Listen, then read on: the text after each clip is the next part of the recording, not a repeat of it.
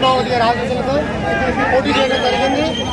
అట్లనే 2వ వార్డు మోదాల కామేశ్వరి సైకిల్లో పోటీ చేయడం జరిగింది.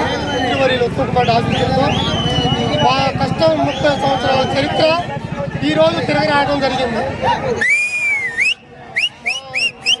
సీనియారిటీ అనుభవం ఈ రాజకీయంలో ఈరోజు గుణపాఠం ఎదురు పార్టీ వాళ్ళకి. మేము ఈ 2 వార్డులు గెలిపించినందుకు ప్రజలకి నేను ఈ గెలుపుని గిఫ్ట్గా ఇస్తున్నాను.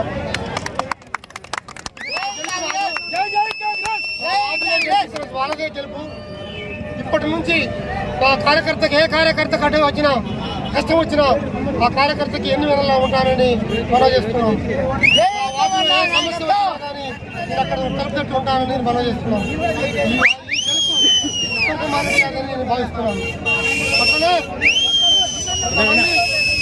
డబ్బు అహంకారంతో ఎన్నో దుష్ప్రచారాలు, ఎన్నో అహంకారాలు, మా మీద ఎన్నో ప్రయోగాలు చేసినప్పటికీ అయినా కానీ ధర్మం 4 పదాల మీద నడిచింది. మమ్మల్ని ఇద్దరిని ఓడించడానికి 100 మంది ఎన్నో ప్రచారాలు చేశారు. రాజకీయాల కోసం ఇట్లాంటి దుర్భాషలు ఆడుకోవడం కరెక్ట్ అని అసలు ఈ రాజకీయాలలో ఇంత నీతిమాలిన రాజకీయాలు చేయడం అవసరమా అని ఉంది. నీతి అనేది ఉంటే ధర్మం 4 పదాల మీద నడిచి ఎట్లయినా గెలుస్తారు. అదే ఈ రోజు నడిచింది. మా మీద దుష్ట ప్రచారాలు చాలా ఎన్నో అఘోర ప్రచారాలు ఎన్నో చేశారు. అయినా కానీ ఈరోజు మమ్మల్ని ఆ విజయం మా అందరికీ కాదు 2 వాటిని ప్రజలకు అంకితం చేస్తున్నానని ఈ సందర్భంగా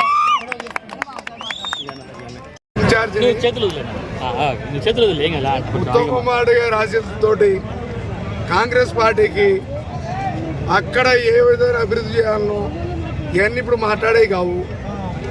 మేము ఇచ్చిన హామీలన్నీ కూడా లెవెల్ గేమ్ లైన్ కానీ, రైళ్లు కానీ, సిమెంట్ రోడ్లు కానీ, అంగన్వాడీ స్కూల్స్ కానీ, తర్వాత రేషన్ షాప్ కానీ అన్నీ ఇచ్చి మన చైర్మన్ మన మున్సిపల్ అమ్మాయి కామేశ్వరి తోటి ఆధ్వర్యంలో ఉత్తమ్ కుమార్ గారి ఆశీస్సులతోటి మన చైర్మన్ ఎవరైనా వాళ్ళ ఆధ్వర్యంలో పనిచేసి వాళ్ళు సరే మాకు వేసిన ఓట్లు తక్కువైనా గెలిపించారు.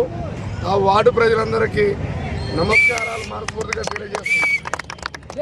ఉత్తమ్ కుమార్ రెడ్డి గారి సహకారంతో మేము 1వ వార్డు నుంచి మోదాల కామేశ్వర సైదులు గారు పోటీ చేయడం జరిగింది.